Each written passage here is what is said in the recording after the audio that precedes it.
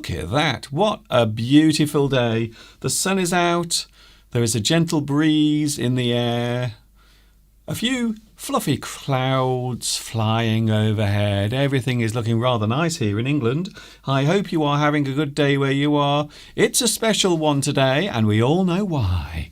Yes, it is English Addict coming to you live and direct from the birthplace of the English language. And you know where that is. Of course, we all know. It is England.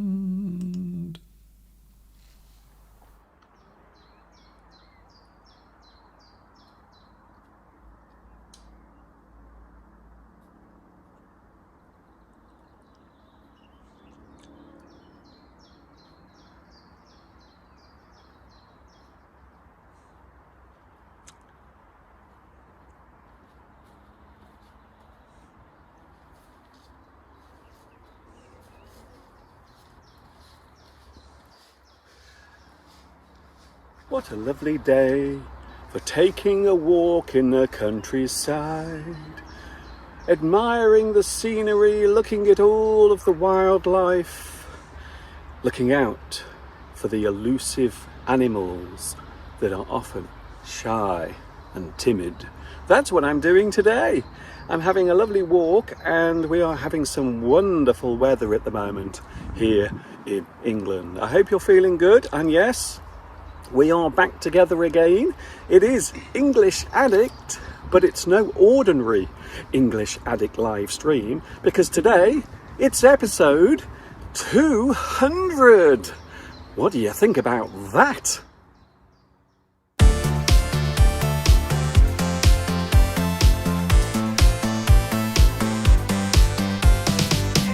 Yeah, dibby-dibby-doo.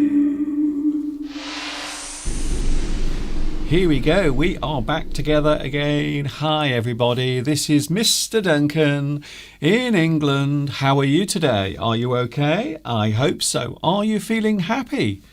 I have to give a big hand to you for joining me today. Thank you very much for joining me on today's live stream. And as I just mentioned, this is no ordinary live stream, because today it is episode 200. Oh, I can't believe we've done 200 of these English Addict live streams. Of course, that does not mean that we've only done 200 live streams. We've actually done, can you believe it, almost 1,000 live streams over the years since 2016. And that's when I started doing my live streams, was way back in 2016. But of course, we started doing this particular series of live streams just as the pandemic started. So towards the end of 2019 was when we started doing English Addict. And then, of course, 2020 came along, and I think the rest, as they say, is history. It certainly is. So my name is Duncan. I talk about English. I like English. You might say that I'm one of those you see up there. I am an English addict. I love the English language so much. I hope one day I can marry the lovely language that is English. Yes, as I mentioned, it is a special day because this is episode 200.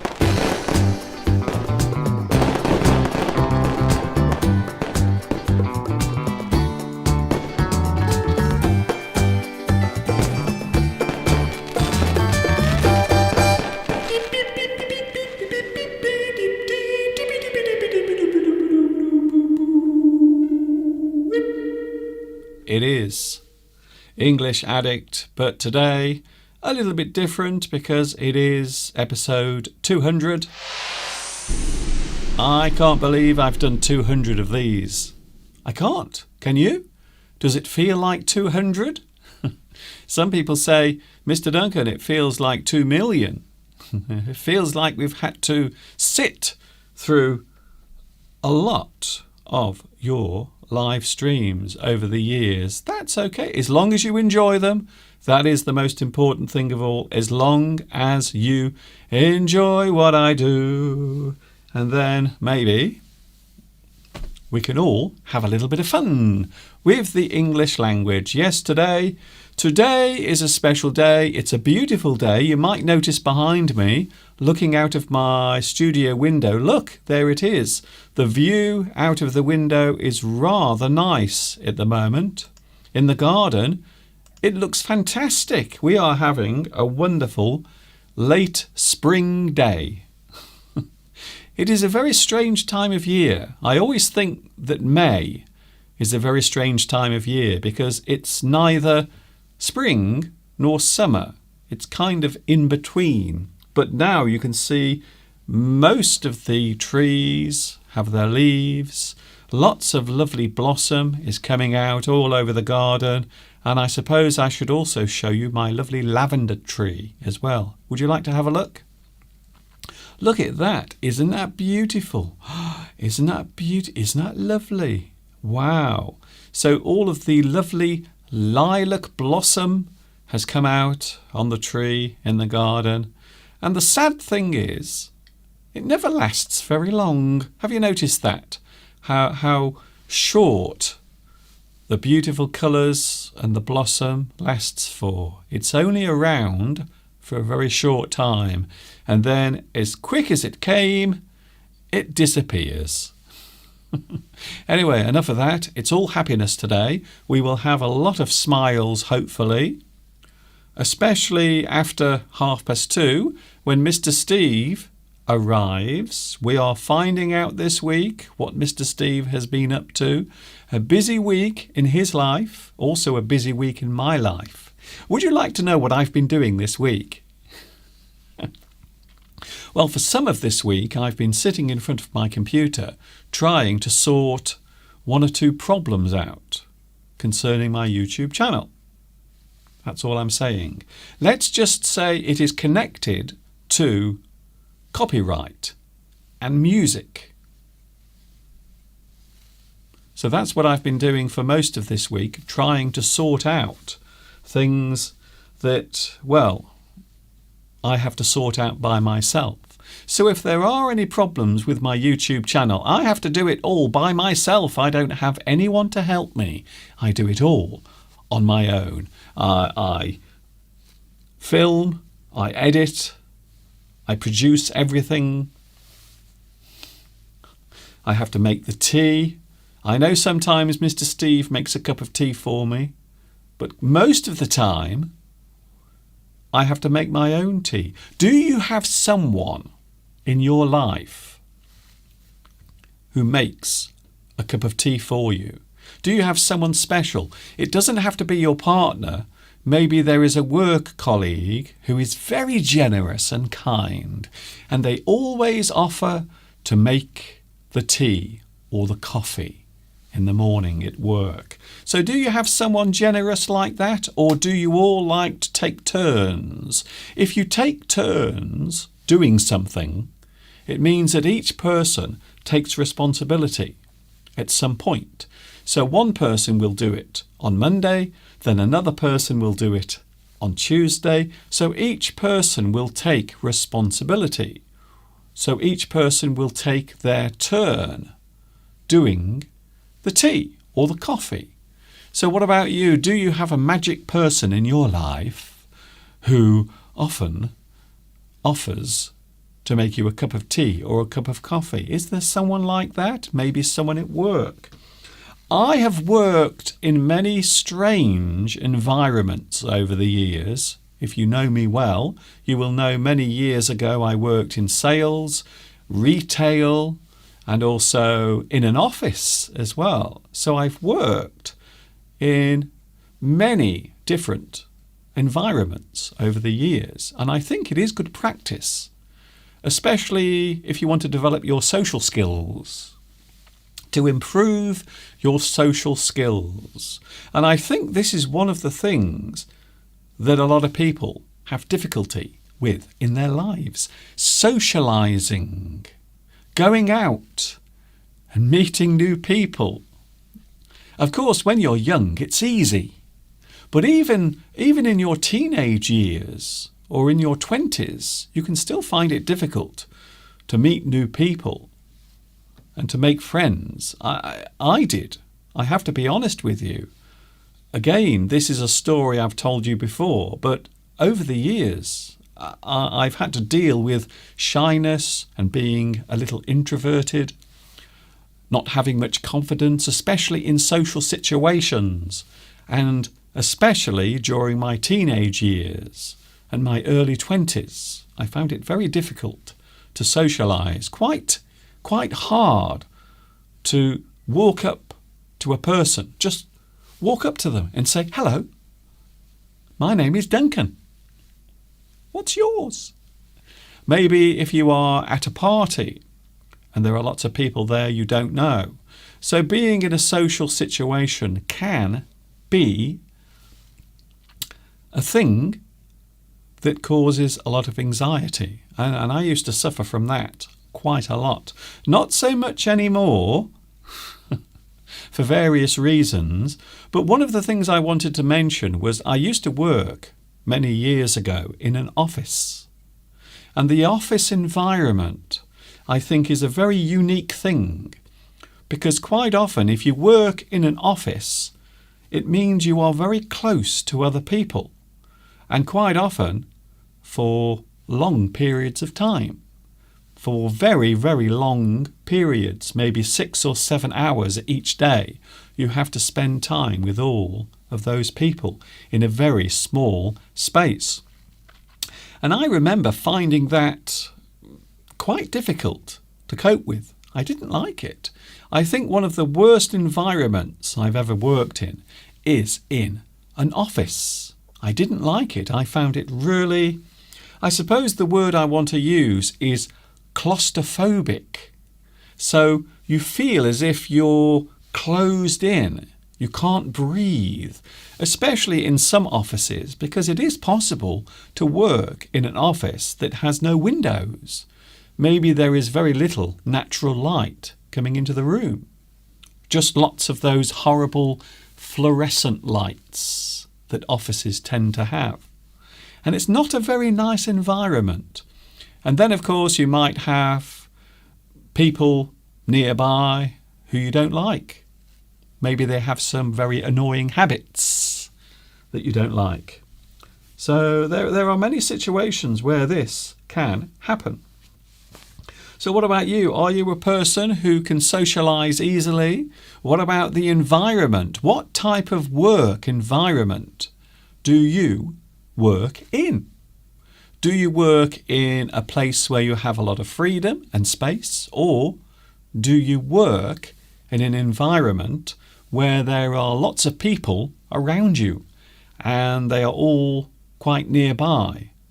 And if you are near to someone you don't like, your job can become quite unpleasant, to say the least. So here we are. I suppose I should say hello to you on the live chat. Hello, live chat. Nice to see you back as well. Nice to see you here on the live chat.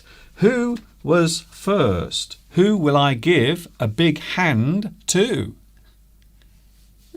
If you give a big hand to someone, it means you give them a round of applause. Hello, Beatrice. Oh, fancy pants. Very nice, Beatrice. You are first on today's live chat. Congratulations to you.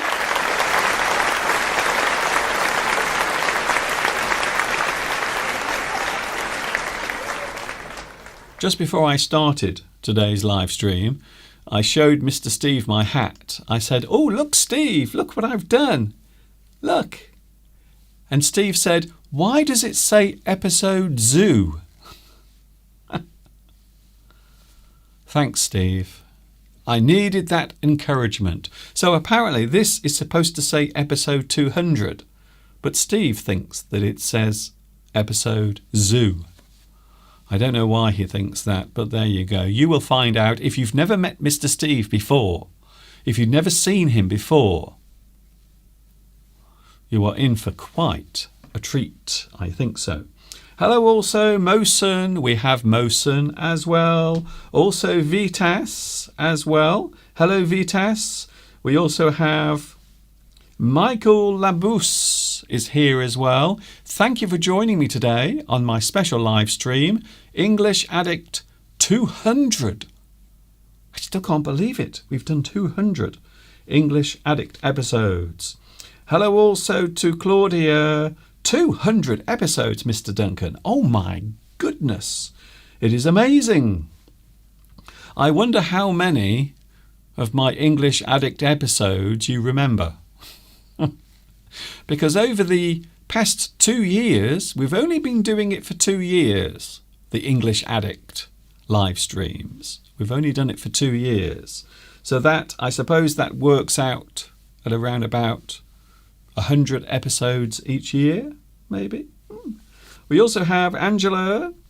We also have, we have Vittoria here as well on the live chat. Thank you for joining me today. Don't forget to give me a big like as well. Please give me a thumb, a big thumb to show you care. I will keep it there for a few more moments. So please give me a nice like if you like what you see. Also we have Willian. Hello Willian. Nice to see you back as well. Rosa is here. Vittoria is here. Oh, I nearly choked. One of the things I notice about getting older is quite often you choke on nothing. Have you ever done that? Where you choke on nothing? It happens sometimes. In fact, it might be happening now.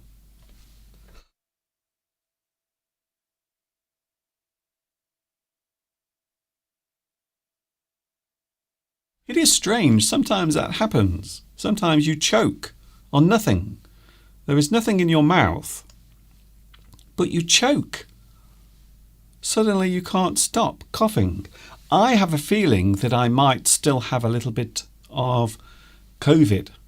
Not the actual virus, but the after effects.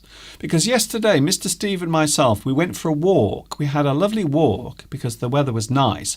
But afterwards, we came back and we arrived back home and we both felt absolutely exhausted. And we didn't have it wasn't a big walk. We didn't walk for hundreds of miles, but we felt absolutely tired. I can't remember the last time I felt so tired after having a walk. I don't know what happened, but I know there are some people who are suffering long side effects from coronavirus. Some people find that they have no energy or they get tired very easily. So I think it is happening to some people where they do feel exhausted and tired all the time after going through the COVID illness. Yesterday we were outside. I decided also to do a little bit of filming at the back of the house as well, because as you know, we have some lovely cows. Some beautiful cows and some lovely bulls at the back of the house. And I couldn't resist showing you 1 or 2 sequences with them. And all of these video clips have one thing in common. The cows and the bulls are taking it easy.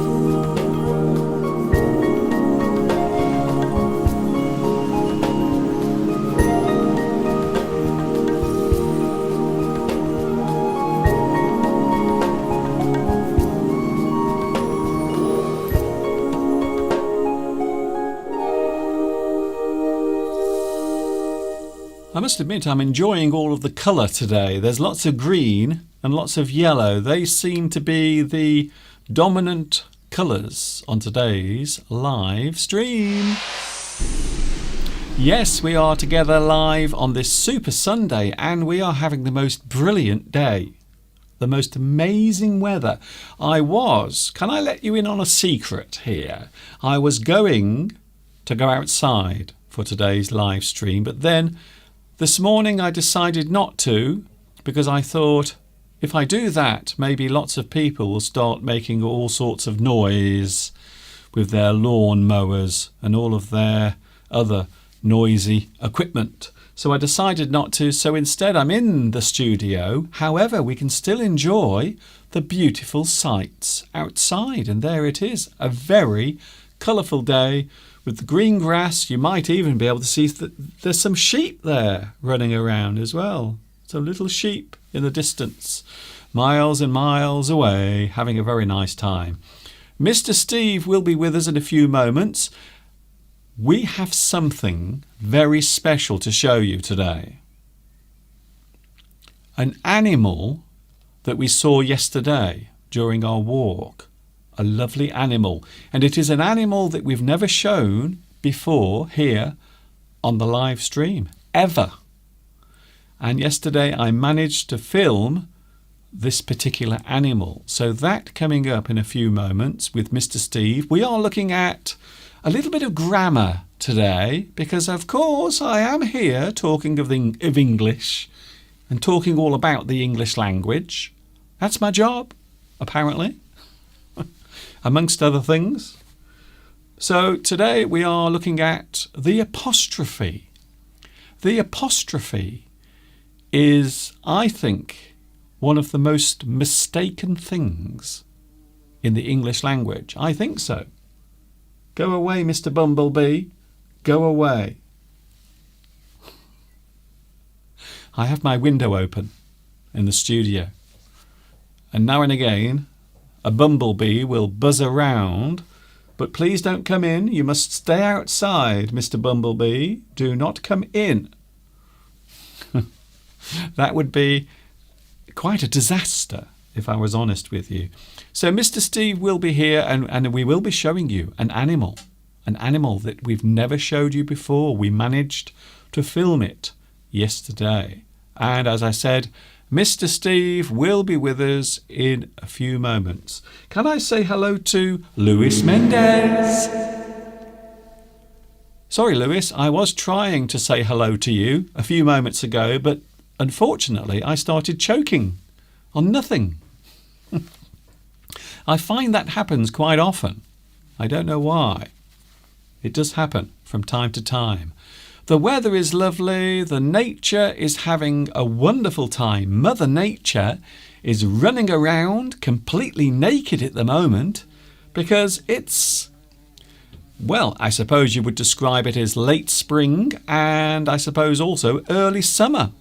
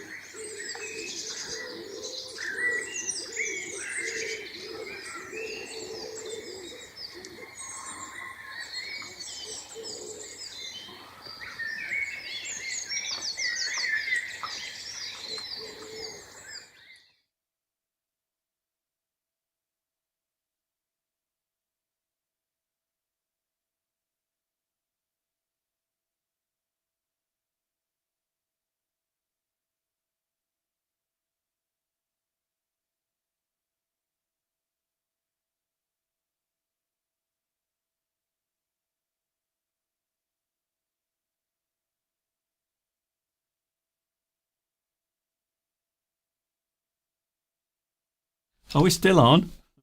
I'm sorry about that. Can you believe what just happened? A bee came into the studio and started causing all sorts of havoc for which I apologise, and that's the reason why that's the reason why you were just looking at a still picture at the moment, because I was being attacked by a bee. It was flying all around and causing quite a lot of chaos.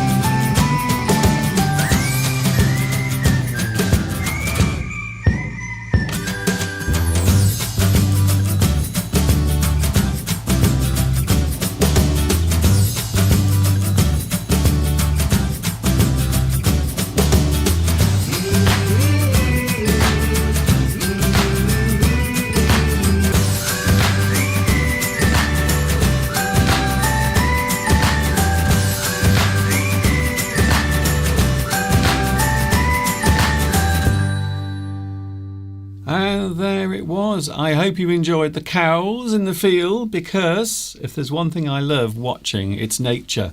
And we are going to look at quite a lot of nature today, including an animal that we saw yesterday that we've never ever seen before, or filmed, or even shown on the live chat ever.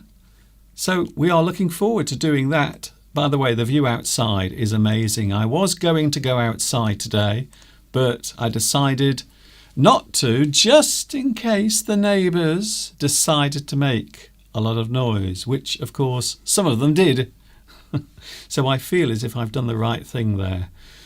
Mr. Steve will be with us in a moment, but I want to show you something from yesterday. Mr. Steve, I don't know what happened yesterday, but Mr. Steve was in a very naughty mood, as you will see.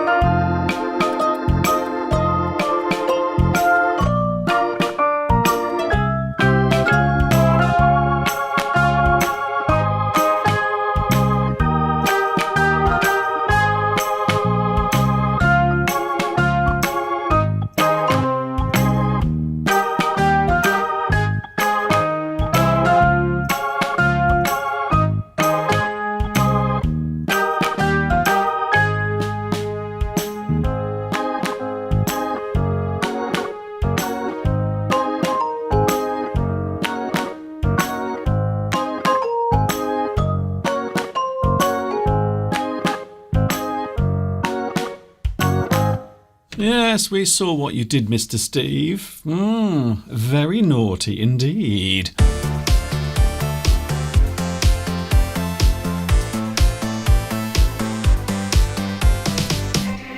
Here he is. He is back with us.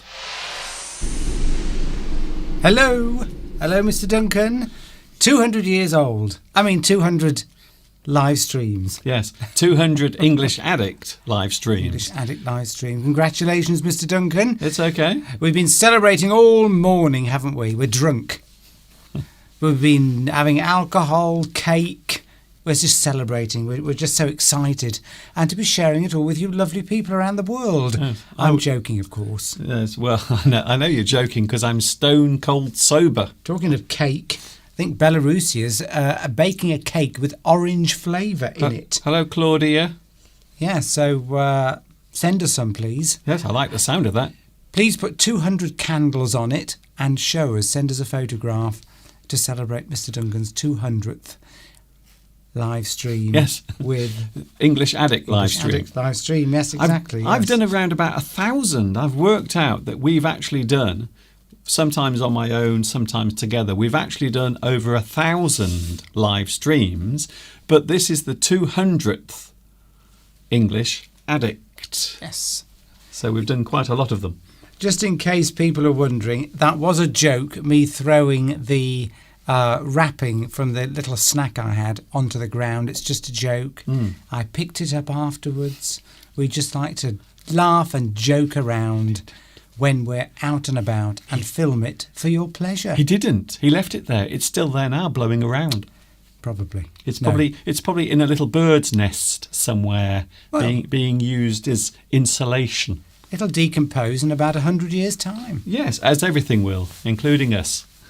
No, we don't leave them out. We've done that joke before, haven't we, Mr. Duncan? We often do it when there are people around. We often go to the churchyard in Much Wenlock, and then we sit down, and if we're having an ice cream or a Magnum, we will take the wrapper, and then afterwards we just throw them away just to see if anyone reacts. But they never do. They never do because they're not brave enough, you see. But yes, we know what makes people angry around this area, and littering is one of them. But yeah, we're only joking. Well, it doesn't make them angry. That's the thing. Joking. I know, but they're too frightened to react, to come over to us and say anything. Yes, because they're sort of wealthy, middle class, retired people who don't like to sort of make a fuss or make waves. We are none of those people, by the way. We don't fit into any of those I still can't say it. What am I looking for there, Steve? Categories. That's it. Categories. I don't know what's happening today. I'm finding it very difficult to get my oral right. Okay. We think we're suffering from long COVID, don't we? Because we seem to be exhausted. Everything we do seems to exhaust us. I don't know what happened yesterday. We had that moment. walk. We had a walk, and then we got back. And I can't remember the last time I felt so tired by anything. Mentally, physically, every joint is aching. My hips are aching. My hand and joints in my fingers are hurting. My neck's hurting. I don't know what's going on, Mr. Duncan. I think, once you pass 60, it's all downhill from there. We were talking about nature a few moments ago. We have something very special to show you. An animal that we've never filmed and we've never showed before. And I want to say thank you to Steve, because it was Steve who actually spotted the animal. You saw it. And so we stayed very still. And the animal came towards us, and I was able to film it. The quality of the video isn't very good, mainly because I filmed it, but there is something there, and it's quite interesting to see, and we were really excited about it. One of the things about walking in the countryside, Steve, you never know what you're going to find. Particularly if you stay very still. And just sort of observe and watch and see what comes out of the undergrowth. Yes, out of the bushes. I'm very good at staying still, but Mr. Steve isn't very good at staying quiet. Except yesterday, because I was tired, I just stood still. Yeah. And I think to this particular creature, I must have seemed almost barely alive, because it hardly reacted at all. Shall we have a look at it? Go on then, Mr. Duncan. Well, yes. Let's have a look at it. Here it is. Here's the animal that we saw yesterday. I wonder how long it will take you to recognise the animal.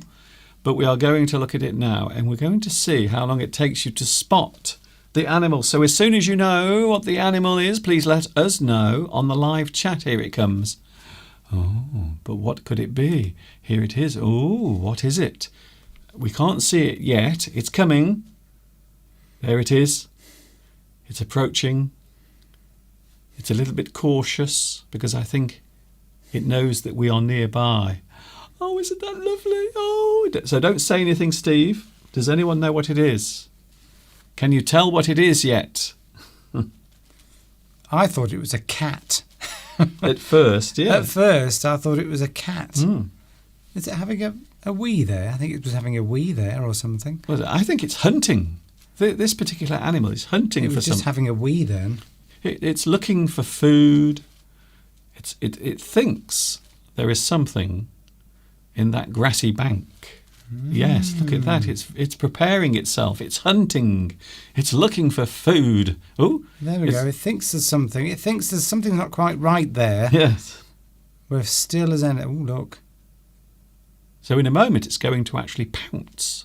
It's going to jump in the air and try to catch the thing it is looking for. But it also knows that we're there as well. It knows. Here we go. Any second now.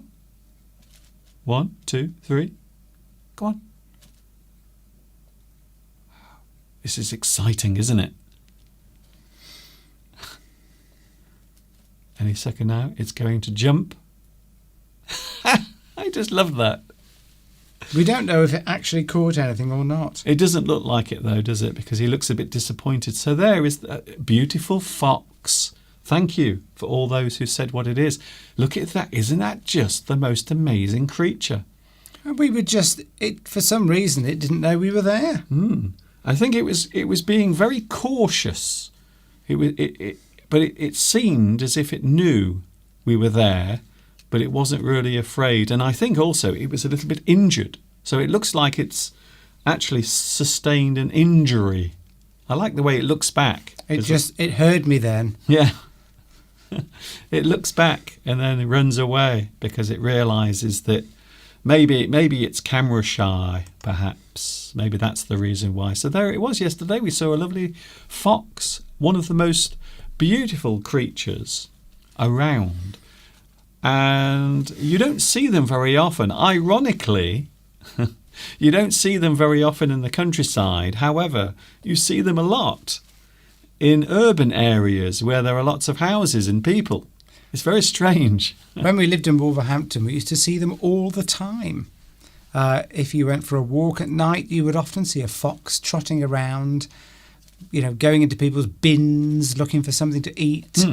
And they weren't tame, but at the same, I'd come back at night and one would cross the road.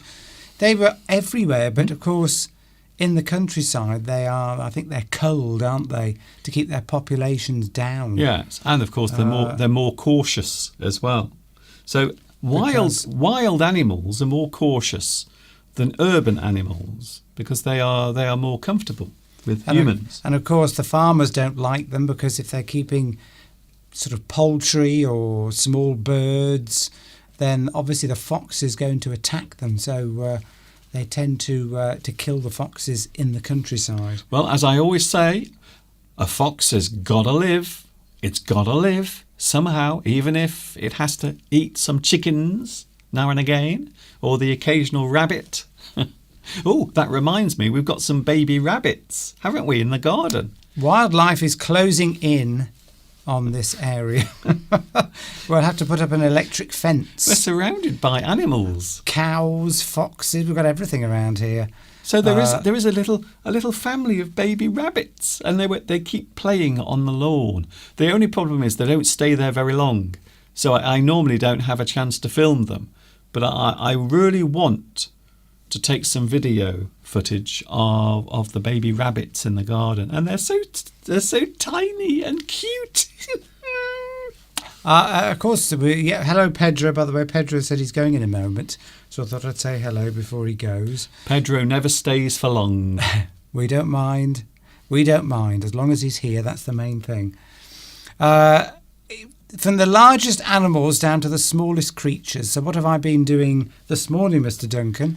I've been trying to keep the ants away because outside we've got this sort of patio area, and they came in the house. They sort of, the slightest hole anywhere, they will come up. Yes. So I've been filling all the holes around the grouting of the paving slabs to discourage them and ask them gently to move away to another area, because last year we had ants everywhere. So I've been filling in every little hole, every little gap in the grouting, because they seem to like coming out there looking for food and go back in again and building their nests underneath the paving slabs. But of course, when the populations get too big, they start coming in the house. Yes, and also the other thing is ants have been around for millions of years. Then they're not going anywhere. They're very adaptable. They are able to adapt to all situations. So that's one of the reasons why ants quite often get everywhere, because they are very good at adapting. I think so. Right. Yes, we don't want ants in our pants. No. As the saying goes. Or anywhere, for that matter. We saw something yesterday on our walk. Again, did we see something else? Yes, we saw a lot of things yesterday. Here's something that we saw yesterday. I'm not sure if anyone can identify this, but it's a very interesting plant that we saw growing. And I've never seen this before, Steve. It's a very unusual plant. It looks like wheat or barley, but it isn't. So does anyone know what this is? And one of the reasons why we noticed this yesterday, because we noticed lots of pollen coming off this particular plant. And you can see that there is lots of, it looks like hair, doesn't it? But all of that is actually pollen. And if you touch it with your hand, lots and lots of dust comes off. It's some kind of grass. But if anyone can identify that, in fact, there's a lot of it around here, and I noticed it gets very tall. It can get as tall as sort of, 2 meters tall, this grass can. I think it's a grass. It looks like a grass. As you say, it looks a bit like wheat, but it's much bigger than that. And we had some in the back of our garden last year. So if anyone knows what this is, please let us know. And, of course, I suppose I should also mention that May has arrived. We are approaching mid-May. And for me and many people, that is always bad news, because that means the hay fever season is beginning.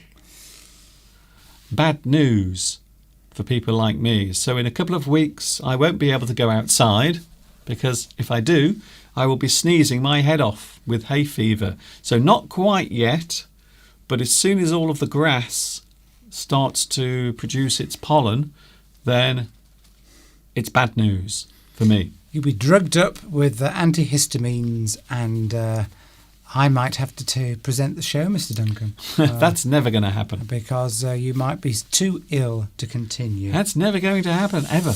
Oh, well, Victoria says that that she finds lots of green lizards in her garden and once spotted a salamander. Oh. I think they're quite large, aren't they? We were quite scared. Yes. Yes. How Salamanders big are like snakes with legs, I always think. Is that right? Yeah, I think so. Yes, I think they're long. so. They look like snakes with legs. Maybe there's some kind of, in evolutionary terms, they're somewhere between a snake and a lizard, maybe. Some expert would be able to tell us that. It's Mother's Day, apparently, in Brazil at the moment. Hello to all the mothers in Brazil. Happy Mother's Day to you. That's presumably where Pedro's going after this. Yes, maybe. Maybe. We don't know. But yes, Mother's Day. Every week it's Mother's Day in some country around the world. I mean, Mother's Day for us was about a month ago, wasn't it? It was. It was towards the end of April. Yes, and yet every week we come on, somebody says it's Mother's Day in their country. So it's amazing how different it is in different countries. It's spread out. Irfan says Mr. Duncan is prone to getting hay fever.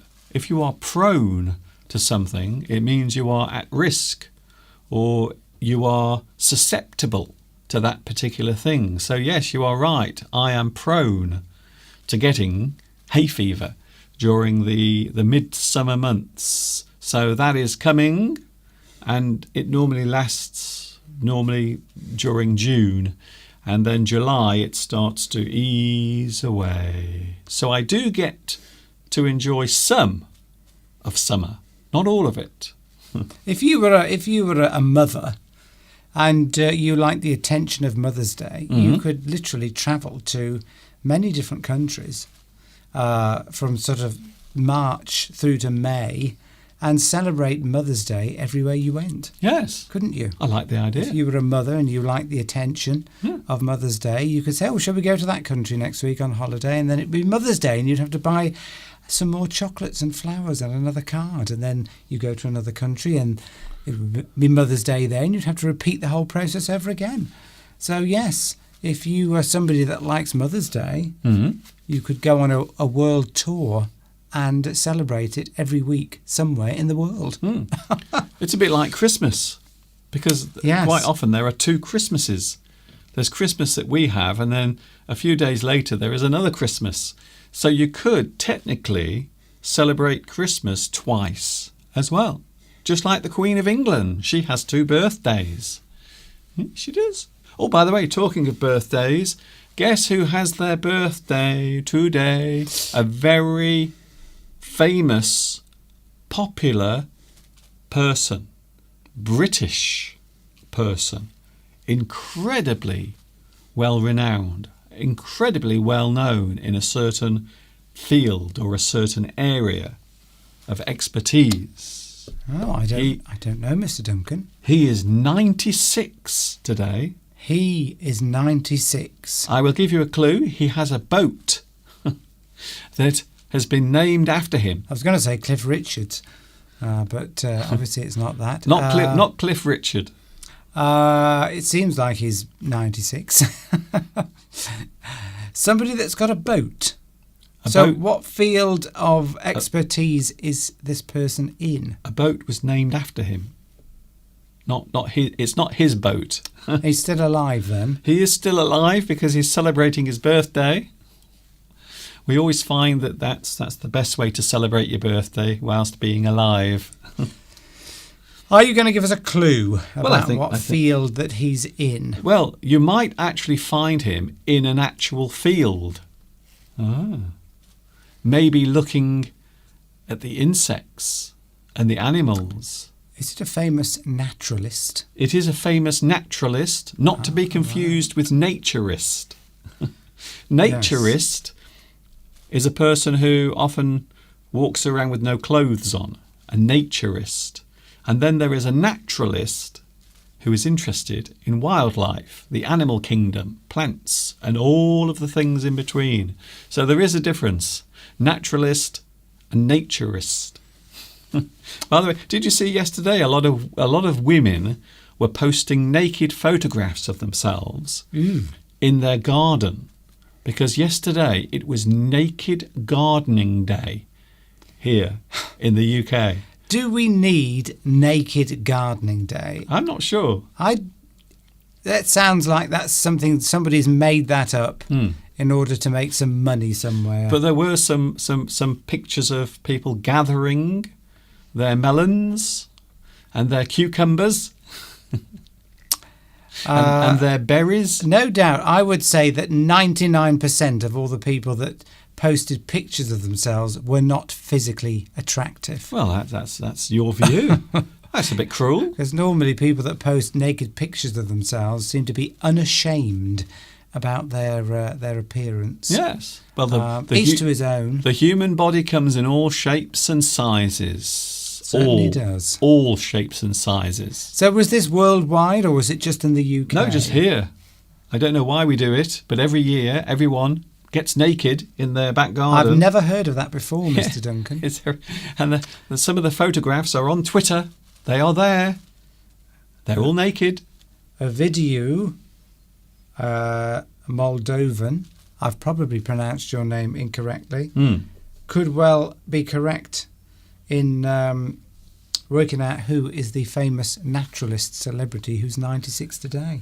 A video, you might actually be correct with your assumption. I think actually you are correct. Sir David Attenborough, wildlife explorer. He likes hanging out in the jungle with all of the furry animals.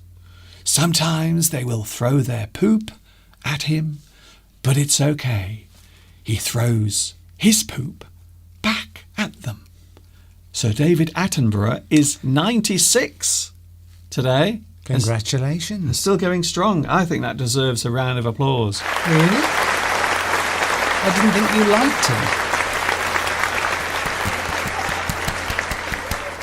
You've always expressed to me that you don't like David Attenborough. You see, you always get these things wrong. I've never said that I don't like him. I like David Attenborough, but I'm not going to get into this, by the way. Thank you, Steve, for mentioning it. Let's change the subject because we might get into an argument. I don't dislike David Attenborough. Can we just make that clear? But I do sometimes wonder why no one is allowed to criticise David Attenborough in any way. It's like he's maybe the boss of the mafia. I always feel that everyone is afraid. Did you see that man yesterday? He said something bad about David Attenborough and now he's vanished. He's gone. No one knows where he is. So that's it. I don't dislike him. He does a lot of good work, but I sometimes wonder why no one is allowed to actually criticise him sometimes. But that's it. That's all I'm going to say. Naked Gardening Day. Did I hear that right? Says Michael. Yes. We have it here. Don't ask me why. It sounds ridiculous.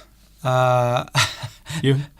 These sorts of things I don't understand. The only reason this must have been started is that somebody somewhere is making money out of it. I don't know. That's all I can assume. That somebody has a channel somewhere or something. It certainly wasn't on the news. I haven't seen it anywhere, Mr. Duncan. Well, I don't think the news are talking about it, but it's certainly on the internet. If you want to see naked people, I always find, from my own experience, that you will often see naked people on the internet, even if you don't want to.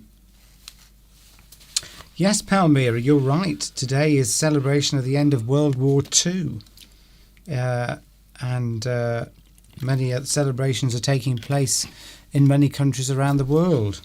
As a coincidence, it's also the start of World War III today. Well, that is what people are assuming that a certain president of Okay. a certain country may well announce today. Is that funny? I don't know why you're laughing. Well, you said it first. I wasn't going to mention World War III.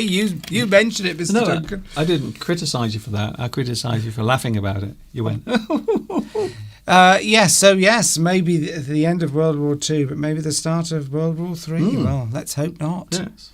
We will still be broadcasting no matter what happens. We will. We will be standing here. We might be glowing. We might be glowing green, but we will still be here. And there might be various parts of our anatomy that have fallen off. But rest assured, I will not miss any of them.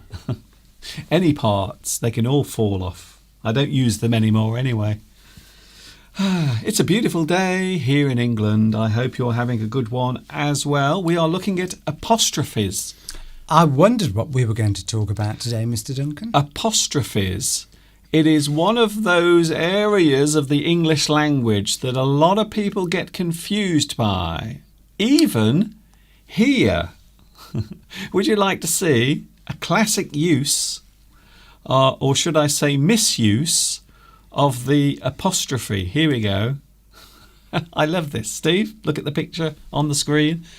So you can see here there are several mistakes that people have made or someone has made, and this is on the side of a van, a vehicle. Right. And someone noticed that this person has literally used the apostrophe incorrectly right the way through. For example, MOT failures. He's included, I'm assuming it's a he, by the way, because it's a builder's van. So there. So before anyone says I'm being sexist, I'm not. MOT failures with an apostrophe, which of course is wrong. And then we have diagnostics. Also, they are using an apostrophe incorrectly. Brakes. That's my favourite. Brakes. You don't put an apostrophe in that either. My favourite must be clutches, because they've even kept the E apostrophe S. I don't know why they've done I don't that. think there's an E in clutch anyway, is there? They've put an E in and then an apostrophe. I think if it's the plural, you can. But of course, they've made the mistake of putting the apostrophe in there as well. And what's the last one, Steve? What's a cam belt? A cam belt is a belt, or it can be a chain that connects the engine to normally the cooling fan, or it could be connecting it to the timing chain, which decides when your valves open and close in your internal combustion engine. I like the sound of that. Yeah, that's what the cam belt is. It can be a chain, it can be a belt. So yes, it times the little explosions in your engine and makes sure that everything works correctly. It's been a while since I've had an explosion in my engine, I have to be honest. And even at the bottom, they even get it wrong at the bottom, Steve.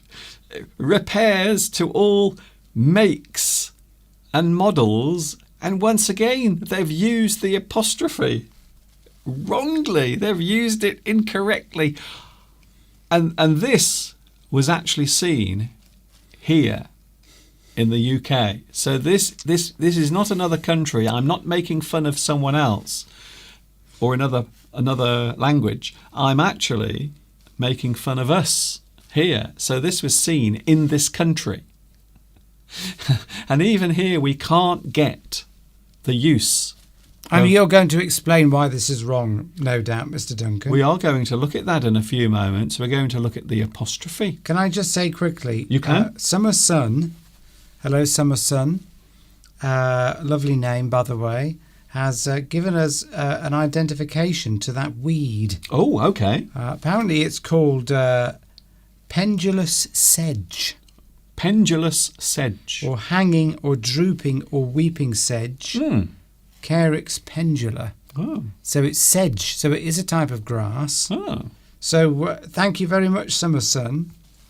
So it's a weed. Well, of course, a weed is a plant in a position that you don't want it to be.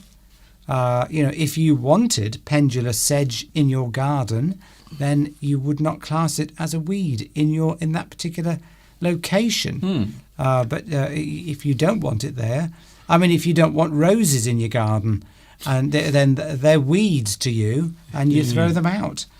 So we often describe an invasive plant, a plant that is invading your garden and might even cause damage to other plants. It is often described as a weed. Thank you very much for letting us know what that is. Thank you so much, son. We were wondering, and one of the things I noticed yesterday is in the breeze, all of the pollen comes off. So I made sure that I stayed very far away from that particular plant because I don't want to sneeze my head off. I really don't. Well, as Tomek is retracting messages, but I did see it. All right then. Okay. I saw that message. Welcome to the Tomek Show. And it made me just a little excited, I must say. Good. So no one knows what you're talking about, by the way. Well, they might have done if they read the message. Okay, then. But if they didn't, it means nothing. Absolutely nothing. I could say what it was. Episode 200 today of English Addict. It feels like 2 million, to be honest. It feels like a lot more than that. Oh, by the way, some other big news concerning my YouTube. We are now 9,000 subscribers away from 1 million subscribers. So we only need 9,000 subscribers, and then we will cross that magic line when everything becomes incredible. My life will become completely different. You'll be a worldwide celebrity. Doors will open. Yes. Private jets will land at the bottom of my driveway to take me away to this wonderful place, this wonderful sunny place. And we're not talking about Epstein Island either. Nothing like that. But I think my life is about to change, Steve. Well, and with that, so will mine. I will be able to retire from my job. Yeah. Might be doing that anyway. But yes, suddenly you will be a worldwide celebrity. Riches will fall down from the skies. Well, they haven't so far. So yeah, my whole life, and I think YouTube will actually send an aeroplane to take me all the way to California to meet Susie, as I call her. Susie, she's the head gal of YouTube. So as soon as I pass 1 million subscribers, I think my life is just going to change. Now I won't let it change me. I will still be the same modest, down-to-earth person that I've always been, but we are just 9,000 subscribers. So tell all your friends, even if they're not interested in learning English, tell them anyway, so that we can get to 9,000. We can get 1 million subscribers for Mr. Duncan. Yes. I'm sure you deserve it. After all these years. A lot of people think I don't deserve it. Golden YouTube Shield, it says here. Ah, yes, the play button. So you are supposed to also get a prize, an award. Now, I never got my silver play button. I didn't get that. So I have a feeling I won't be getting my gold one either. I'm sure there's somebody you could write to. I'm not going to be that sad. Hello, YouTube. Oh, you didn't send me an award. Oh, I'm going to cry every day. No, none of that. So what about apostrophes, Mr. Duncan? Apostrophes, they are a thing that causes a lot of confusion, even for people who are like us. Well, not exactly like us, but like us in the fact that they are native English speakers. So a lot of people get them wrong, Steve. A lot of people do. Look at this. You're all right today, Mr. Duncan. Yeah, I'm fine. Look at this. I'm just happy because it's 200 episodes. So here's one of my favourites, Steve. Beds. Mattresses. Well, yes. Sofas. I think we need to explain why. We keep showing examples of where it's wrong. I did just with the other one. I explained each one why it's wrong. Beds. You didn't? I did. You didn't say why it was wrong. Yes, I just said it is wrong. Yeah. That's all you need to know. Yeah, but what's right then, Mr. Duncan? We want to know what's right. We are going to talk about that in a moment. But I love this. I love quite often in this country you will see the apostrophe is used incorrectly. So what about the apostrophe rule? Yes. Ooh. At last, Mr. Duncan. I like that. What about the apostrophe rule? What the hell is that all about, you meathead? An apostrophe is used to show possession.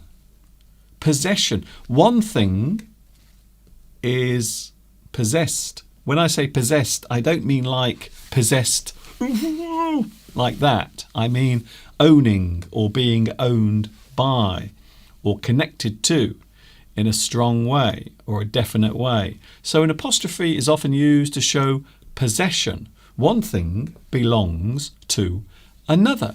So we often see the apostrophe as defining the ownership or the connection between two things, normally.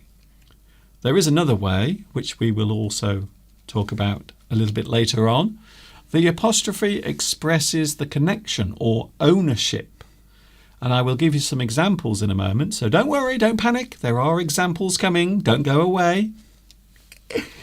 The apostrophe expresses the connection or ownership. So one thing belongs to someone else, or there is a connection between those things. Maybe a place, maybe a business, maybe a thing.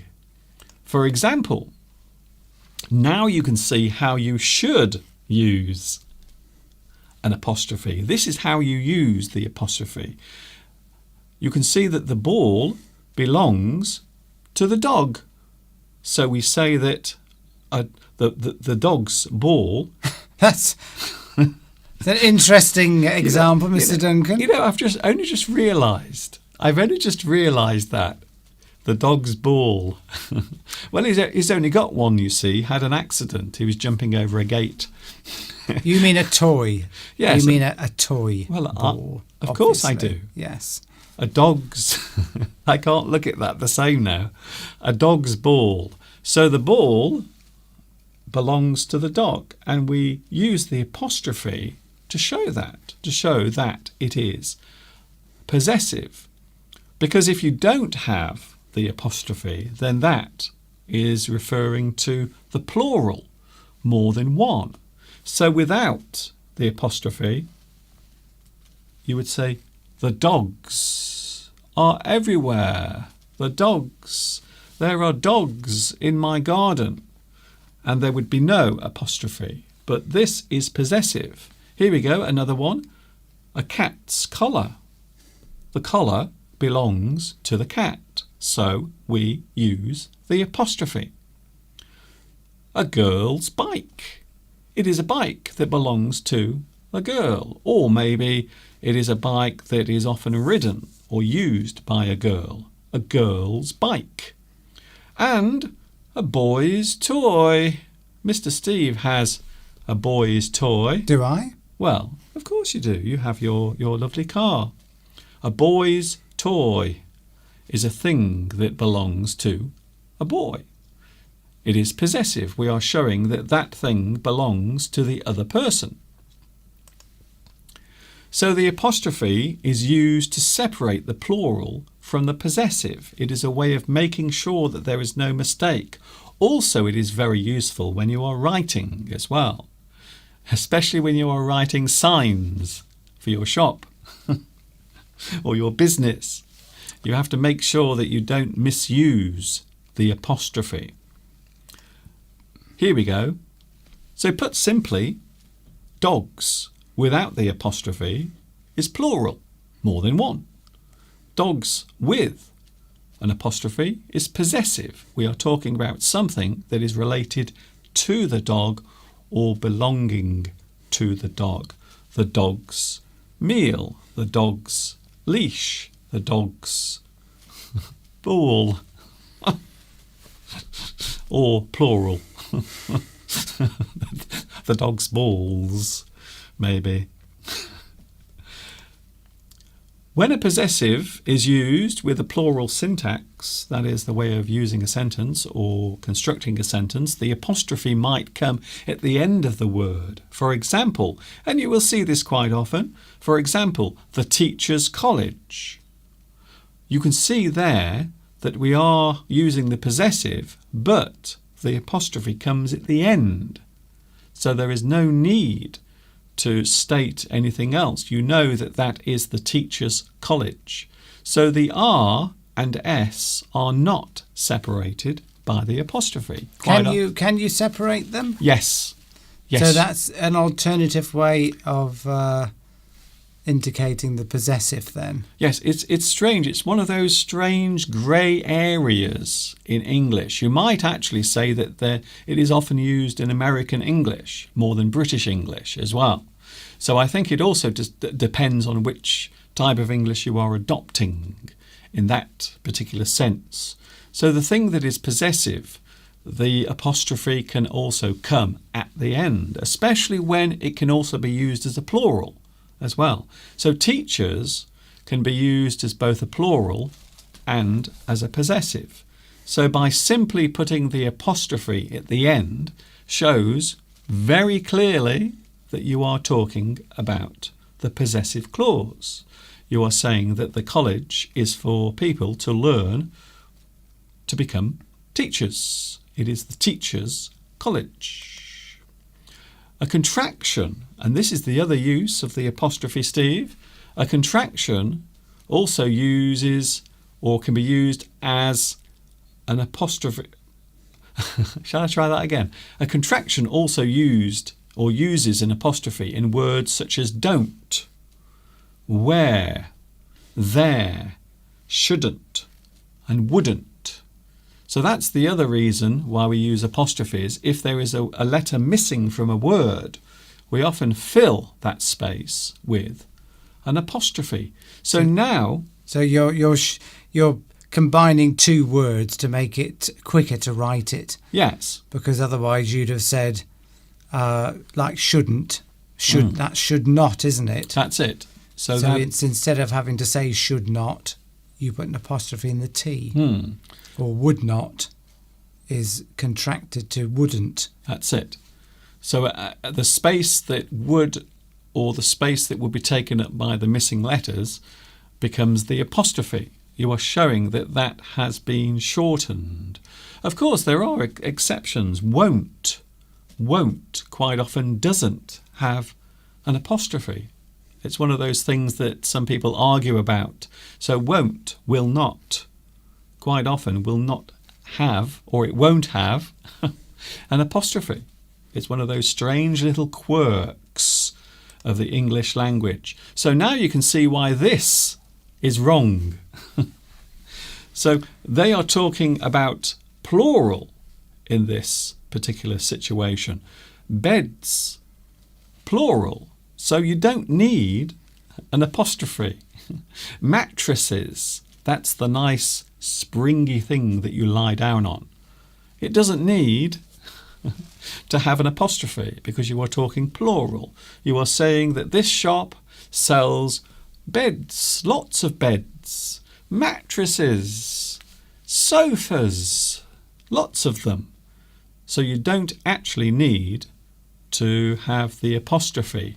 And I suppose also it explains this as well much better now. You can see why this is wrong. The MOT failures, well, it's not possessive. It definitely is not. Yes. Your diagnostics.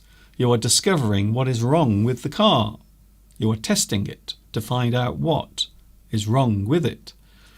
You don't need the possessive there. You are just using the noun. You are saying diagnostics. That is what we are doing. That is the task that we will carry out for you. We will repair brakes. Well, again, you don't need to add the apostrophe. This is still my favourite. These two are my favourite, Steve. Clutches. That's my favourite. And also cam belts. Both of these are plural. You are naming the parts of the car. So you can see that the apostrophe is something that can cause a lot of trouble. You were going to say, Steve? They've even used one at the end there that was incorrect as well in the writing. Yes. Repairs to all makes and models. Yes. Then you don't need apostrophes anywhere there. You know what I think? I think what they've done is whoever designed that sign, they panicked. Maybe they did it, but they didn't put the apostrophes, and then they thought, that doesn't look right. I feel as if I need to put apostrophes in there. So instead of making any mistakes, I'm just going to put apostrophes in everything. And maybe somewhere in there, maybe some of these will be right. Unfortunately, they are 100% wrong, unfortunately. Yes. So none of these things should have apostrophes. So to the person who is driving around in this van, can you please change the supplier of your signs? Go somewhere else. Lewis says, I've often seen an apostrophe at the end of a phrase to stand in for the same word mentioned before. Can you give us an example of that, Lewis, please? Not sure what you mean there. At the end of a phrase to stand in for the same word mentioned before. So do you mean if a word is repeated? Yes. You might show that. I think there you see. I think maybe you are talking about not necessarily apostrophes, but you are showing a word in its other use, and that's a completely different thing altogether. So you are saying that this word can be used with another word or in another way or by another word, but that's completely different. So that has nothing to do with the use of apostrophes, because you might see that there is a semicolon or a colon at the beginning of the word and the end of the word. So that is a completely different thing. It's a little bit like speech. If you are reporting speech, you will have the little semicolons or colons at the end and also at the beginning of the word, because you are saying or repeating what another person has said. Scissors, Palmyra gives an example there. No, that's incorrect. That is yes. not right, because unless, of course, you are talking about an aspect of the scissors. For example, this is useful. You just happen to have scissors. I have some scissors. Scissors always has an S on the end anyway. So scissors is always used with an S because it is a pair of scissors. So scissor refers to the two blades meeting together, so that it is always expressed as a plural. However, if we are talking about part of the scissors... I'm standing back here. It's all right, I'm nowhere near you, Steve. Well, you were when I was here. Okay, don't worry. I promise I won't stab you with the scissors. Well, not today anyway. Yes, scissors are, yeah. Okay, Steve, I've got to get to the point with this, or else I'm going to lose my train. If we are talking about part of this thing, you might say the scissors handle. You are talking about part of the scissors. Then you will use an apostrophe, because you are talking about something that is part of the scissors. It relates to this item. So scissors, as a noun, does not have an apostrophe. But if you are talking about an aspect or part of this, then you will use an apostrophe. The scissors blade, the scissors handle, the scissors size. Anything relating to this actual item will. That's when you would put the apostrophe S. Yes. But if you were talking about the plural form of scissors, I have a lot of scissors. There isn't. It's the same spelling, isn't it? That's it, yes. It's the same spelling. You've chosen an interesting example there, Palmyra, Yeah. because scissors always has an S on the end anyway. It's a bit like trousers. Because it's a pair of scissors. That's the full word. And a pair of trousers. Yes. So my trousers always has an S on the end anyway, Yes. even if it's in the singular. And if you were there, because the thing with English is there's always exceptions to all these rules. You don't have a scissor. You don't say, "Can you pass me the scissor?" It's always scissors because it's a pair of scissors. Pass me the trousers. Trousers has an S on the end because it's a pair of trousers. But if you are talking about an aspect of the trousers length, the trousers size, so the trousers, you are talking about that actual thing and something relating to it, then there will be an apostrophe. But if I had 3 pairs of scissors here, if you were trying to indicate that you had more than one pair of scissors, you would just have to say how many you'd got. You would have to say, "I've got 3 pairs of scissors," or 3 scissors, or 4 scissors. The spelling remains the same because there's no plural spelling for scissors because it's already... You might say, "On my table there are lots of scissors." Lots of scissors. Scissors. There are scissors everywhere. And but you would not put apostrophe S, as Mr. Duncan said, unless you were referring to something to do with the scissors. So the rule is quite simple, but it can be confusing because there are some slight variations, and because of that, and this happens to everyone. So we are not trying to make you seem as if you don't understand. What we are saying is we do it.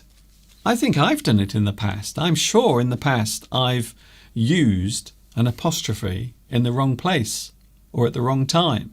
So it can happen. You can do it by accident, or you might panic, like the man who wrote the sign that we saw just. I think he panicked and just thought, I think I will just put apostrophes everywhere, and maybe some of them will be right. Maybe they were hoping that people would notice that the sign was wrong, and that would create attention for them, and they would get lots of business anyway. Dorothy has put an example there. The problem with that sentence is that it's grammatically incorrect in the first place. So you wouldn't say, if you had an uncle that was 19 years old, you would say, "I've got an uncle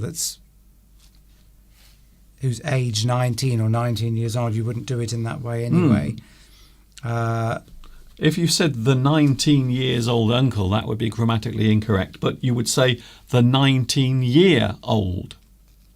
You wouldn't put the S at the end anyway, so there would be no need for an apostrophe at all. However, if you are referring to the 19-year-old uncle, then yes, you would, because you are referring to an aspect, the 19 years old uncle. But once again, the grammar people out there would come around and they would probably break all of your windows, to be honest. Yeah, but you just wouldn't say that sentence like that. You would say your 19-year-old uncle or your 19-year-old auntie. You wouldn't have an S on the years if you decided to use the sentence in that way. Yes. My uncle is 19 years old. You would that would be grammatically correct. That's okay. Yes. But not that way round. Speaking of scissors, I like watching. Oh, okay, Tomek. Tomek, you are in danger of never being on here again. By the way, I just want to let you know there. I don't think that's a threat that Tomek will be worried about. Well, maybe you should. Or you'll be going the same way as Sergio. Strange thing to say, Mr. Duncan. Well, I'm feeling butch today. I'm feeling butch. I was running around with cows in the field yesterday, so I'm feeling strong and manly. What do you think about that? So I think people are laughing now. Oh, that's good, Steve. Thanks for that. Thanks for that. But you are anything but strong and manly. Yes, unlike Mr. Steve, who is so strong and vigorous.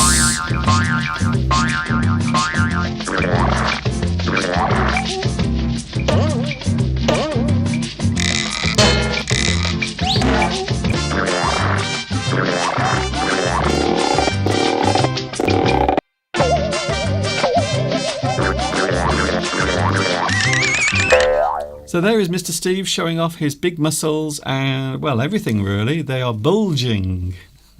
That was a number of years ago, Mr. Duncan. My muscles have atrophied since then. Atrophied. There's a good word for you. If something atrophies, it wastes away. Yes. Atrophy. If your muscles atrophy, it means they reduce in size and fade away. Yes, a bit like other parts of your body as well. You might have atrophy in your legs, maybe if you are not using them very much. Yes.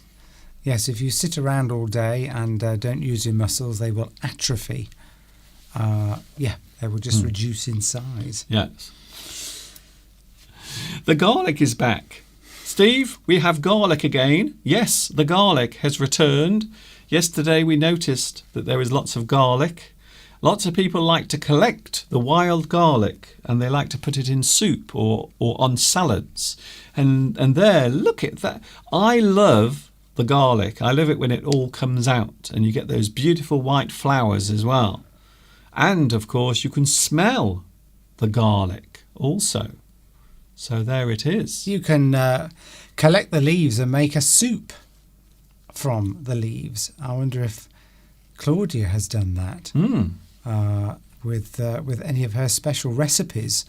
But yes, you can. They're edible. I was going to put some in our mince last night, but I decided not to because I wasn't entirely sure that particular species of wild garlic was edible and wouldn't give us a stomachache. Yeah. Well, apparently the locals around here all collect it and they use it. It's quite well known, but I did notice where you collected yours yesterday. It was exactly the same place where I imagine that lots of dogs will have a wee. I don't know why. You've chose the corner, the end corner, and you were picking the leaves. And all I thought was, I bet lots and lots of dogs have had a wee there.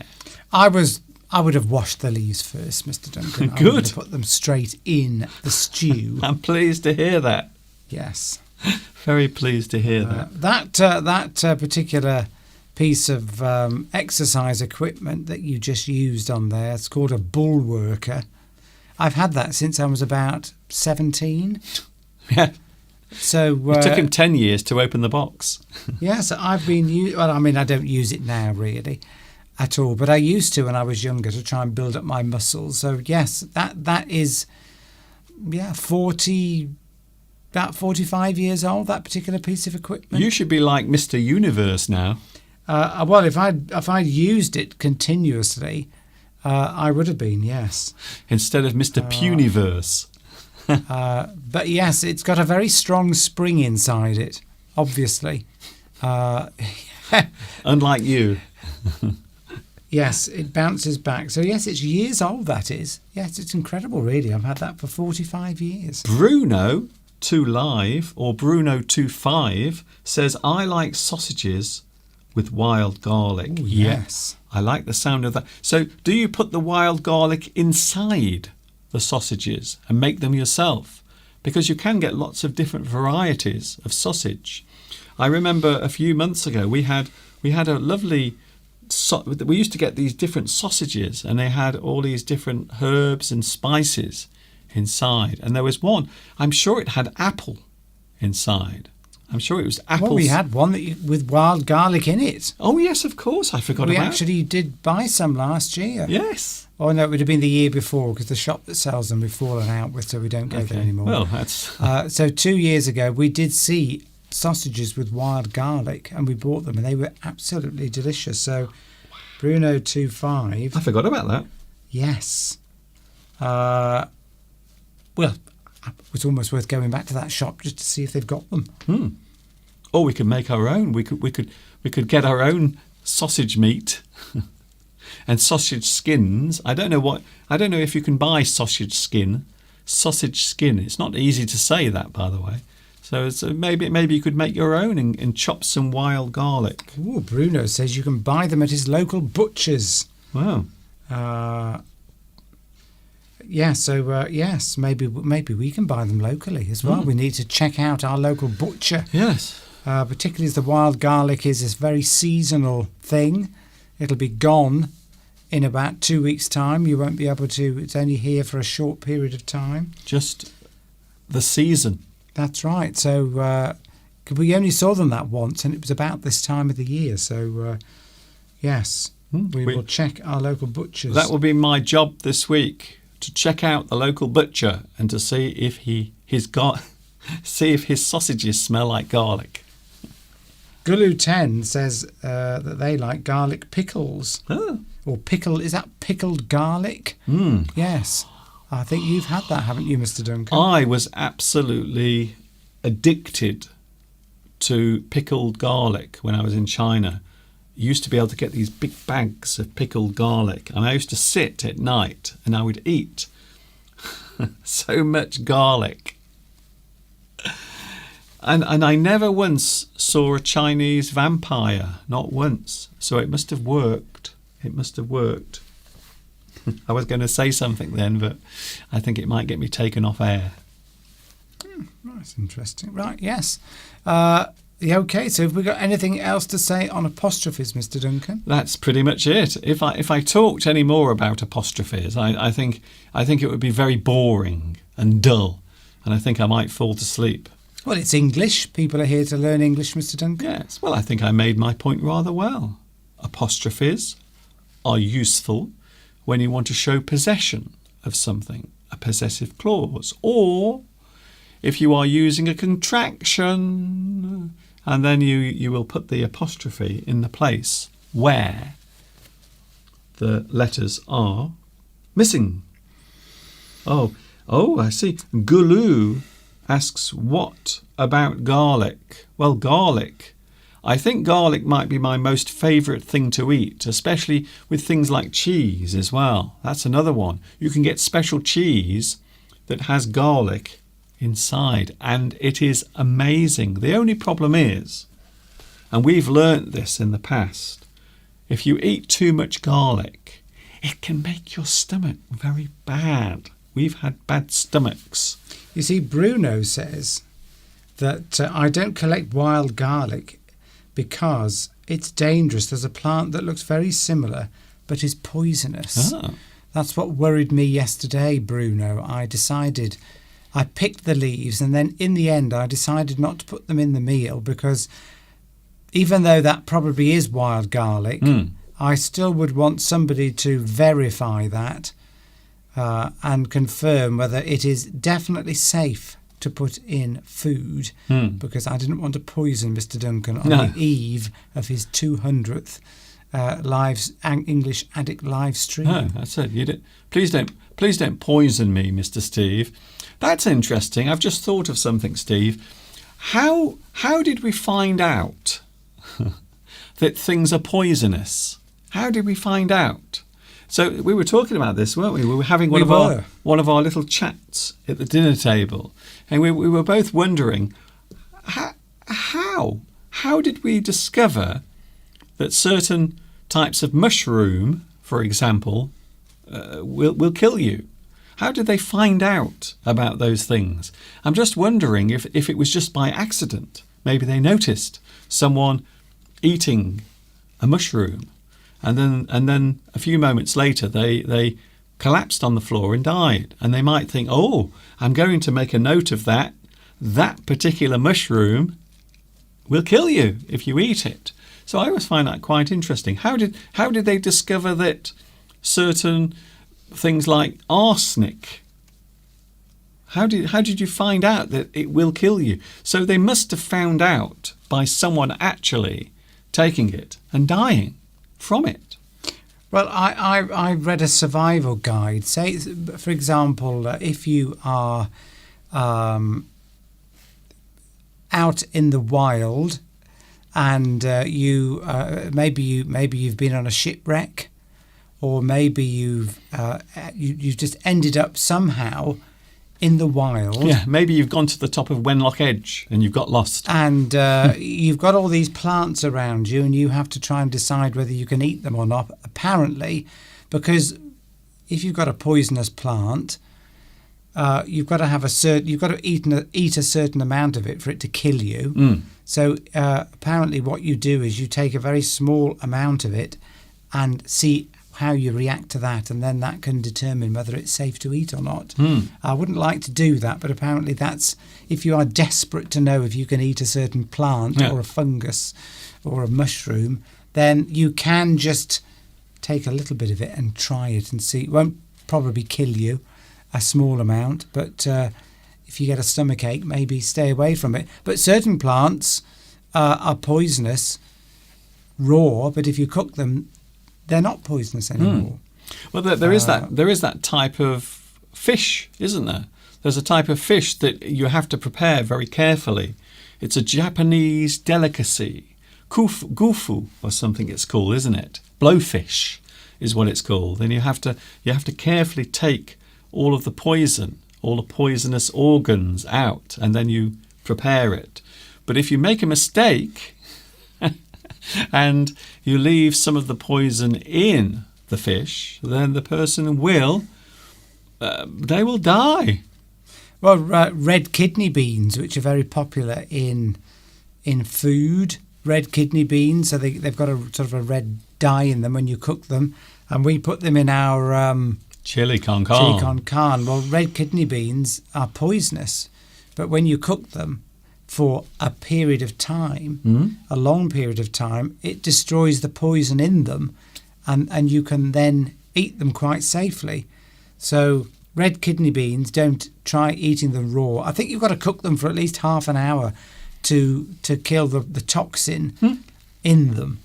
So there's a good tip. Always make sure your red kidney beans are thoroughly cooked. I've heard this about rice as well. Is that true? Rice, if you cook rice and then leave it out, then there is some bacteria that will grow in the cold rice.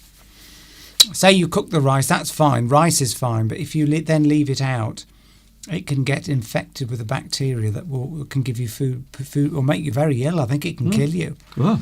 And people that cook rice in countries where they cook a lot of rice and they maybe use one of these rice cookers, then if you leave the rice in there, that I think it can become sort of infected with the bacteria, and then you can keep reinfecting it and get quite sick with it. So you've got to be careful with rice. If it's cooked. You've got to put it in the fridge, keep it cool. I think I remember a friend of mine living in Malaysia said that they never reheat cooked rice. If there's any left over, they chuck it away, because apparently you can become quite sick with it. Yes, so that's. But it seems like such an innocent food, rice. You just say, "Oh, look, there's some rice. Oh, lovely." But even that, if you don't store it, or if you don't store it properly after cooking it, can make you very ill. Yeah, so and of course any food the left out will when you buy sort of made meals, ready-made meals, you've got to only heat them once and heat them very quickly. You can't cool them down and then reheat them again, because every time you do that, there's a little period of time where the bacteria, at that point where the food is heating up, bacteria will grow in it and give off their poisonous toxic substances. So every time you heat and cool them down again, the bacteria enter that zone where they can grow very quickly. So you've got to be quite careful with food like that. Am I right? Also, you have to be very careful with potatoes as well. Certainly, if you're digging your own from the ground, because there are certain things that are in the soil. I might be wrong here, but I do remember a few years ago people warning other people about potatoes. You have to be careful. I think it might be in the preparation, perhaps. So if you're preparing your potatoes and maybe you cut your finger. So I don't think it's actually about eating them. But I haven't heard of that. But I think if you eat soil, I don't think it's good for you, because there might be something in that as well. But although lots of kids eat dirt, I remember trying to eat dirt as a child, and kids will put anything in their mouth. They will, especially if it looks delicious, like a sweet or something. But Well, what you've got to watch out with, well, of course they say now that that's possibly one of the reasons why so many children have allergic problems, allergies, is because they don't get enough sort of exposure to soil and things like that when they're younger. Yeah. To build up sort of immunity in the body. They think that, they don't know.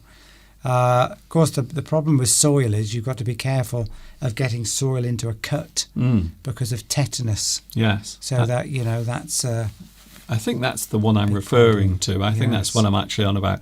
So you do have to be careful. Even things that seem like a casual moment of time. Maybe you cut your finger whilst you're preparing your potatoes, and maybe a little bit of the soil, a little bit of something from the ground goes into your bloodstream, and then you are in trouble. So it is strange. But I'm always fascinated how we find out about these things, how we discover that eating a certain type of mushroom. I think that's the one. I think more people than any other food, I think mushrooms might be the one that mean that people are taken to hospital or even killed.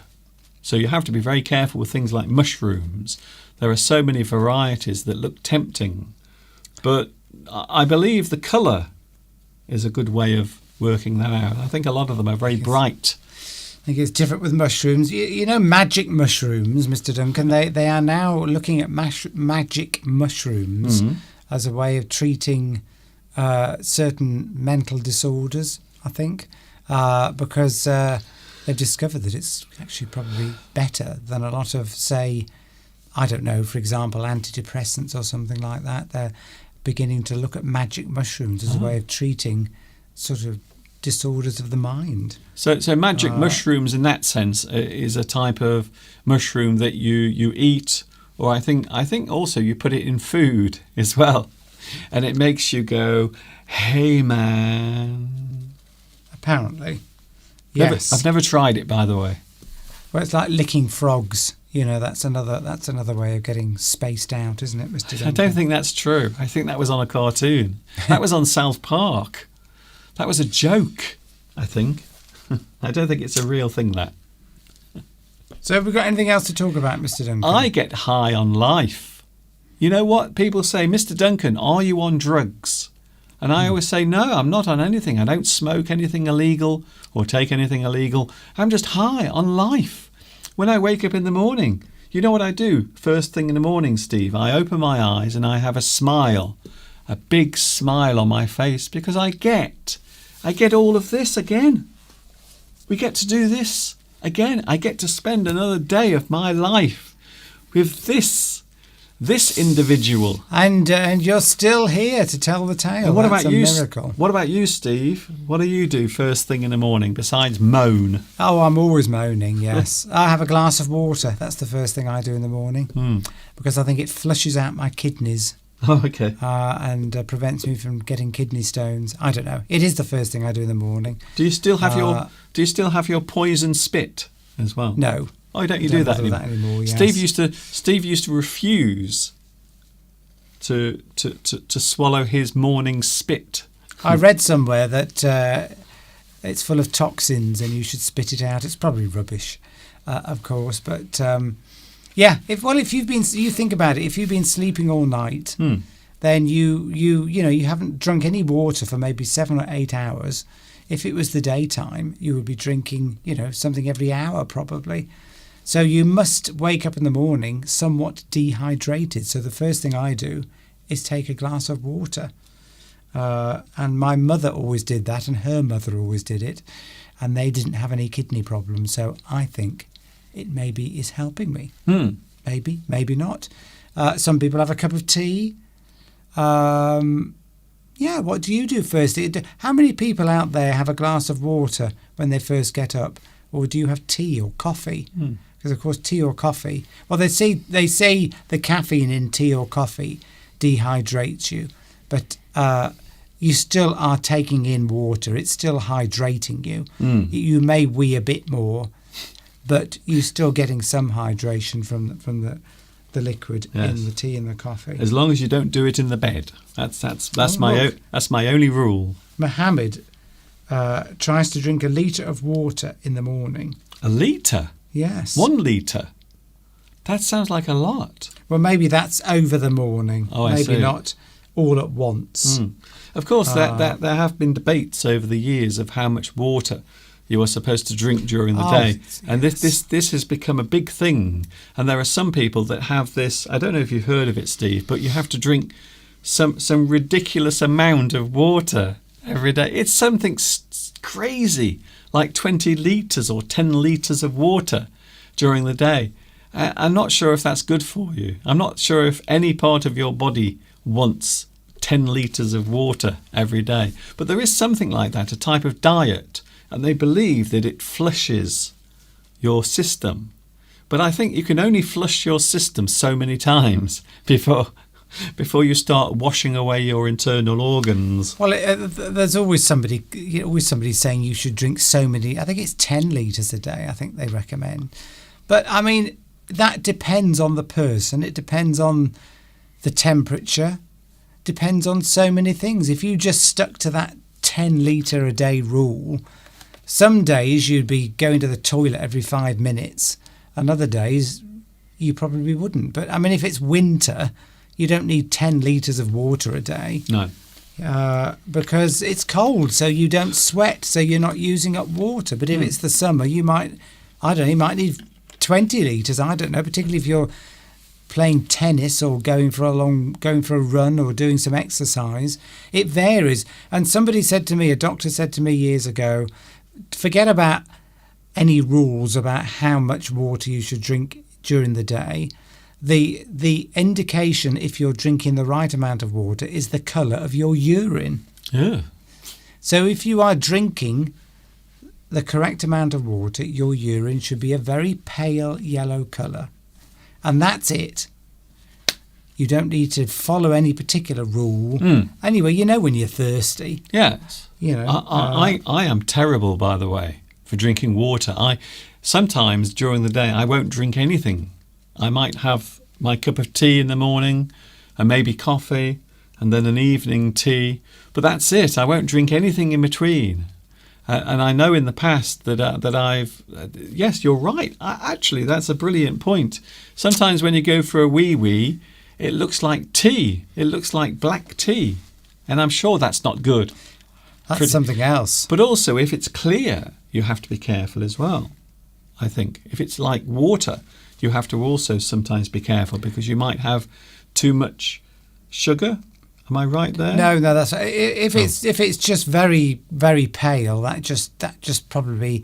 I mean, if you go into the toilet all the time and your urine's the same colour as the water you're drinking, then you're probably drinking too much water. Yes. You know. But if it's like a dark yellow, then you're probably not drinking enough. If it's the same colour as this field, if your wee-wee looks the same colour as this, then that's not good. Yeah, Probably. you don't need to have a rule as such. No. I think it's the first time we've talked about urine ever before. I think we talk about it every week. Yes, Radha. The water has to be room temperature instead of cold. Yes, I don't like having cold water. It sort of sends my stomach into a spasm. It's nice to have it at room temperature. I think so. Otherwise, it's a shock to the body. And some people like to put a little bit of lemon juice in there. And it's quite popular now to have this apple cider. Put a few teaspoons of apple cider juice into your water. That's supposed to help you as well. That sounds disgusting. Oh, can I say hello to someone, Steve? I've been asked to say hello to Abul Farzi. Hello, Abul Farzi. Abul Farzi Kajo. Can I say hello to you? Or shall I use my echo? Okay, I've only done it once today. Can I say hello? Abul Farzi. Welcome to my live stream today. There. Welcome. Yes, there's always somebody telling us how much water we need to drink. It's so boring. I mean, come on. We're human beings. We've got instincts. We know how much water to drink and how much not to drink. Yes. Everybody knows when when they haven't drunk enough water. If we are talking about something not to worry about. If we are talking about food, that is a completely different thing altogether. Sometimes I miss my morning meal, but quite often I will have maybe some toast. But I do like my evening meal. I do. We had the most delicious meal last night. Chili con carne last night. We did, yes. Cooked. Here's something that also annoys me. We're going to change the subject away from urine. Okay. If you're looking at news items and if you're on the internet, regularly, once a month, once every 2 months, someone writes an article about a study that's done telling us how much sleep we should get. Oh. I'm sick to death of people telling me how much sleep I need because they're all different. Every article that's written, and I can't believe people are being paid. Somebody's being quite clever here, all these people doing these long 2, 3, 5 year studies on sleep. And then they come out with a study saying, we need 8 hours sleep. And then another study comes out and says you must have between 7 and 8 hours sleep. Well, that's the same, isn't it? I know, and it's always different. And then now there was another article saying if you're over 60, you only need 7 hours sleep.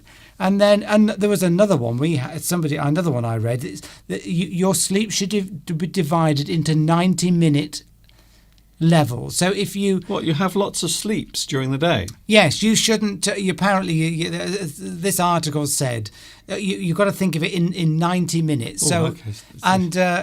It's ridiculous.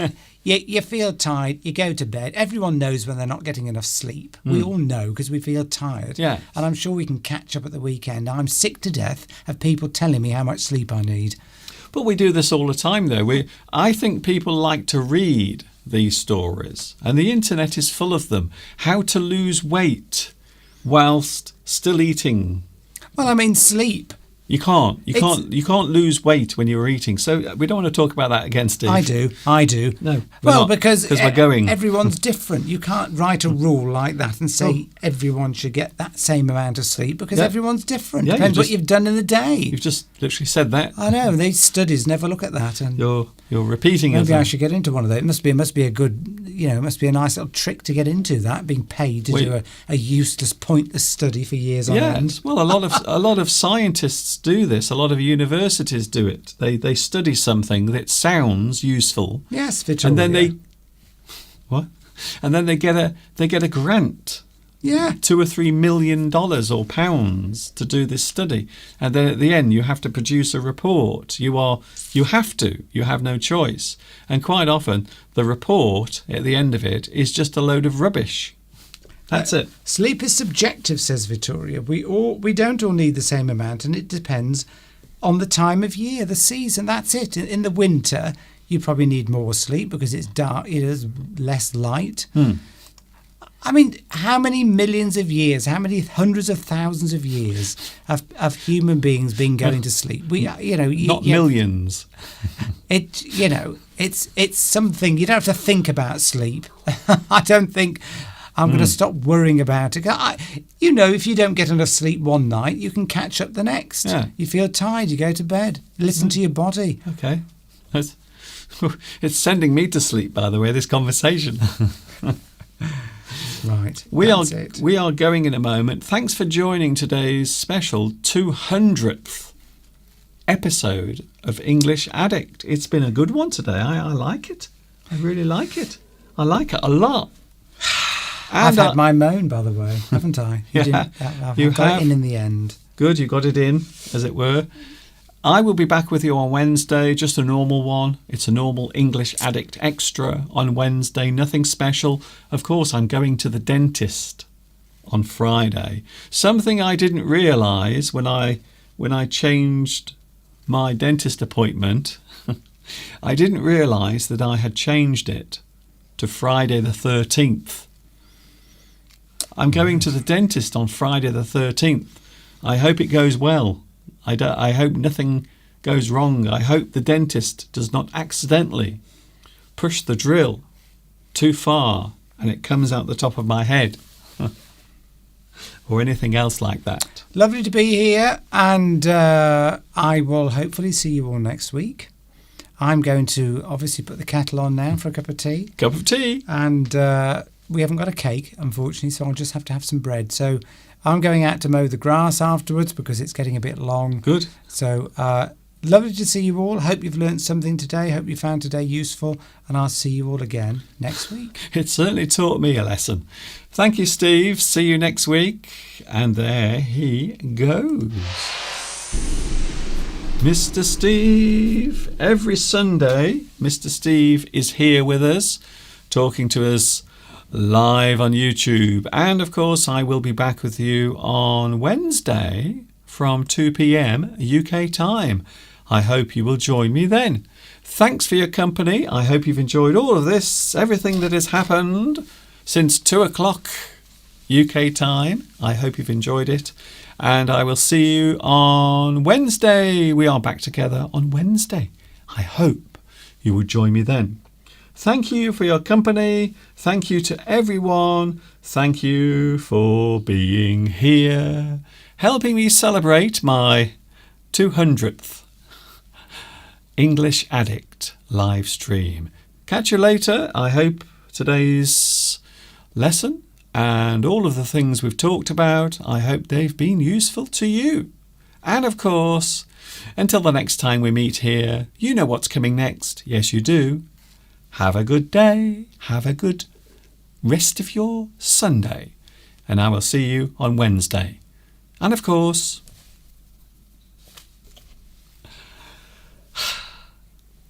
ta-ta for now.